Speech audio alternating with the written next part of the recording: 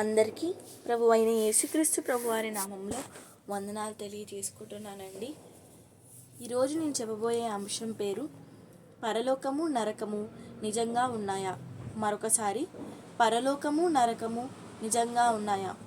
ఈ లోకంలో ఎంతోమంది మనం చూసుకున్నట్లయితే పరలోకము నరకము ఇవేవి లేవని, ఉన్నది ఒకటే జిందగని, ఎప్పుడు మనము ఎంజాయ్ చేయాలని అంటూ ఉంటారు. మరికొందరైతే ఇలాంటివన్నీ సీరియస్గా తీసుకోవద్దని, ఇవి ఓన్లీ చెప్పటి మాటలే అండి అని అంటూ ఉంటారు. పరలోకము నరకము ఉన్నాయేమో అని నమ్మినా అప్పటి సంగతి అప్పుడే అని మరికొందరు అంటుంటారు. ఇంతకీ మరి పరలోకము నరకము నిజంగా ఉన్నాయా అని మనం ఆలోచించుకున్నట్లయితే, భూమి మీద పుట్టిన ప్రతి మనిషి మరణించక తప్పదు. ఇదైతే అందరికీ తెలిసిన విషయమే. ఇది నిజం. మరి అలా చనిపోయిన వారు ఎక్కడికి వెళ్తున్నారు? పుట్టిన వారైతే భూలోకంలో ఉంటున్నారు, కానీ చనిపోయిన వారు ఎక్కడికి వెళ్తున్నారో మనిషి చూడలేకపోతున్నాడు. చాలామందికి మరణం గూర్చి చెప్పగానే భయం వేస్తుంది.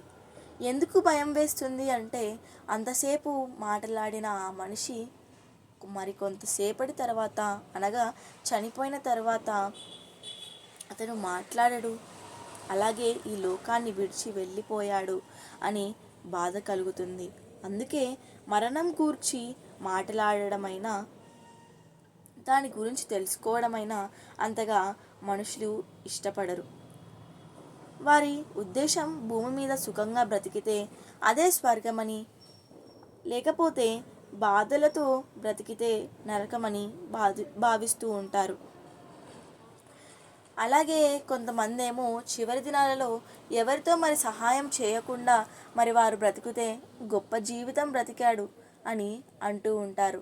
అదే ఎవరైతే మరి చివరి దినాలలో చాలా బాధతో బ్రతికారో వారిని, అరే చివరి దినాలలో మరి చాలా బాధాకరమైన పరిస్థితితో ఉన్నాడని, ఇదే నరకమని అంటూ ఉంటారు. మరి దేవుడు ఏం సెలవిస్తున్నాడో బైబిల్ నుంచి చూసినట్లయితే, పేతురు రాసిన మొదటి పత్రిక 2వ అధ్యాయము 15వ వచనము. మరొకసారి, పేతురు రాసిన మొదటి పత్రిక 2వ అధ్యాయము 15వ వచనము.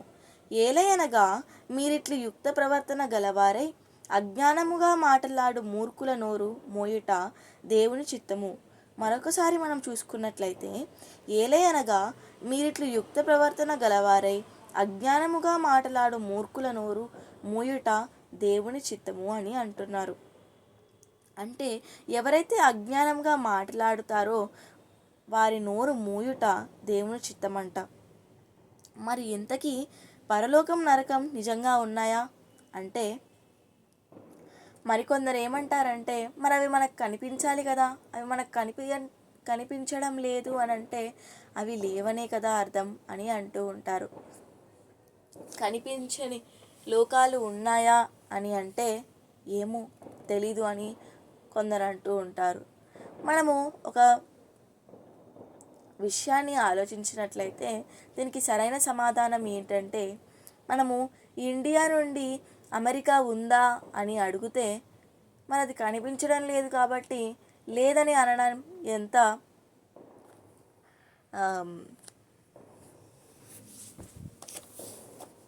ఎలా ఉందో అలాగే ఇది కూడా అలానే ఉంది. అమెరికాకి వెళ్తే ఇండియా కనిపించదండి, ఇండియాకి వస్తే అమెరికా కనిపించదు. అలాగే మనము శరీరంతో ఉన్నట్లయితే మనకి పరలోకము నరకము కనిపించవు. అదే శరీరాన్ని విడిచిపెట్టి అంటే మనం చనిపోతే మనకి పరలోకం నరకం కనిపిస్తాయి.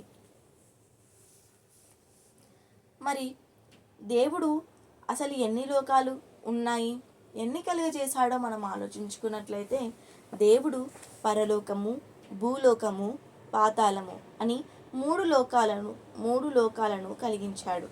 మరొకసారి, పరలోకము, భూలోకము, పాతాళము దేవుని వలన కలిగాలి. దేవుడు ఉన్నది పరలోకమైతే మనిషి ఉన్నది భూలోకము. మరి పాతాళం ఏంటండి అని అంటే, మనిషి తప్పు చేసి చనిపోతే అది పాతాళం అండి. తప్పు చేసి చనిపోతే మనిషి పాతాళానికి వెళ్తాడు. మరి ఈ 3 లోకాలను దేవుడు కలిగించాడు. యేసుక్రీస్తు ప్రభువారు మత్తయి సువార్తలో ఏమంటున్నారో చూస్తే, మత్తయి సువార్త 5వ అధ్యాయము 3వ వచనము. మరొకసారి మత్తయి సువార్త 5వ అధ్యాయము 3వ వచనము. ఆత్మ విషయమై దీనులైన వారు ధన్యులు, పరలోక రాజ్యము వారిది. ఆత్మ విషయమై దీనులైన వారు ధన్యులు, పరలోక రాజ్యము వారిది. అంటే ఈ వచనంలో మనకి ఏమర్థమవుతుందంటే, పరలోక రాజ్యం మనకు ఒకటి ఉందని మనకు అర్థమవుతుంది. అంటే భూమి మీద దేవుని కొరకు బ్రతికితే పరలోక రాజ్యం వారిదని అంటున్నాడు. ఒకవేళ పరలోక రాజ్యమే లేదంటే యేసు పరలోకం ఉందని చెప్పిన మాట తప్పవుతుంది. యేసు చెప్పిన మాట జీవము కలిగినది. ఒకవేళ మనము యేసుని నమ్మితే ఆయన మాటల్లోని ఈ 2 లోకాలను కూడా నమ్మాలి. మనిషి కొరకు భూమితో పాటు సంతోషపడడానికి పరలోకం, తప్పులు చేస్తే నరకం అనే మహాలోకాలను దేవుడు కలిగించాడు. భూమి క్రింద పాతాళం ఉంది.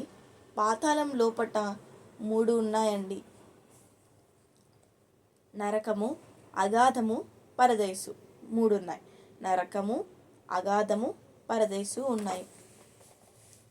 ఒకసారి మనం అపోస్తుల కార్యంలో చూసుకున్నట్లయితే, స్టెఫెను గారి సందర్భంలో స్టెఫెను గారు చంపబడడానికి ముందు ఆకాశం చీల్చబడి పరలోకంలో తండ్రి కుడి పార్శ్వమున యేసు కూర్చుండి ఉండటం కనిపిస్తుంది. దీనిని బట్టి పరలోకము మనకు కనబడుతున్న ఆకాశం ఆవల ఉన్నదని అర్థం చేసుకోవాలి. అలాగే మనము లూకా సువార్త 16వ అధ్యాయము 20వ వచనము, లూకా సువార్త 16వ అధ్యాయము 25వ వచనం చూసుకున్నట్లయితే, ఇక్కడ లాజరు ధనవంతుడి సందర్భం మనకు కనిపిస్తుంది. ఇక్కడ అందుకు అబ్రహాము, కుమారుడా, నీవు నీ జీవితకాలం అంతయు నీకు ఇష్టమైనట్టు సుఖముగా అనుభవించితివి, అలాగుననే లాజరు కష్టముతో భూమి మీద అనుభవించాడు. కాబట్టి నీవు యాతన పడుచున్నావని మరి ధనవంతుడితో అంటున్న సందర్భం ఇక్కడ కనిపిస్తుంది. ఇక్కడ మనకి పాతాళంలో నెమ్మది పొందు స్థలమని, అలాగే వేదన పడు స్థలమని, కటిక చీకటి బిలములు ఉన్నాయని తెలుస్తుంది. ఎవరు తప్పు చేసినా వారిని తప్పక నరకంలో పడవేస్తారు. ఆ శిక్ష దేవదూతలకైనా సరే, దేవుని మాటలను గౌరవించకుండా తప్పుగా నడుచుకునే ఎవరికైనాను నరకంలోనికి నెట్టివేస్తారు. అంటే మనం బైబిల్లో ఒక వచనాన్ని చూసుకున్నట్లయితే, ఆజ్ఞ అతిక్రమమే పాపం. ఆజ్ఞ అతిక్రమించిన వారిని పాపం చేసినట్టుగా బైబిల్ మరి చెబుతుంది. అంటే పాపం చేసిన ప్రతి ఒక్కరూ పాతాళానికి వెళ్తారని మనము దీన్ని బట్టి అర్థం చేసుకోగలము. అలాగే మనం ఒక వచనాన్ని చూసుకున్నట్లయితే, కీర్తనలు గ్రంథము 90వ అధ్యాయము 1వ వచనము. కీర్తనలు గ్రంథము 90వ అధ్యాయము 1వ వచనము. ప్రభువా, తరతరముల నుండి మాకు నివాస స్థలము నీవే. ప్రభువా, తరతరముల నుండి మాకు నివాస స్థలము నీవే. తరతరములకు నివాస స్థలము మనకు తండ్రి. ఆయన ఉన్న లోకం పరలోకం. ఇది తెలుసుకోకుండా మనుషులు కనిపించని లోకాలకు వెళ్ళిపోతున్నారని అనుకుంటుంటారు. కానీ వారు వెళ్ళేది దేవుని దగ్గరికే అని వారు తెలుసుకోలేకపోతున్నారు. ఎందుకు అని వారిని ప్రశ్నించితే, మేము వాటిని చూడలేకపోతున్నాం కదా, కాబట్టి మేము దాని గురించి ఎలా చెప్పగలం అని అంటూ ఉంటారు. అలాగే ఇంకొక వచనాన్ని మనం చూసుకున్నట్లయితే, ప్రసంగి గ్రంథము 10వ అధ్యాయము 14వ వచనము. ప్రసంగి గ్రంథము 10వ అధ్యాయము 14వ వచనము. నరుడు చనిపోయిన తరువాత ఏమి జరుగునో ఎవరు తెలియజేయుదురు? నరుడు చనిపోయిన తరువాత ఏమి జరుగునో ఎవరు తెలియజేయుదురు? ఒకప్పుడు వాక్యం పరిపూర్ణం కానప్పుడు పాతాళము, నరకం గూర్చి అందరికీ తెలిసి ఉండకపోవచ్చు. కానీ ఇప్పుడైతే మన కొరకు యేసుక్రీస్తు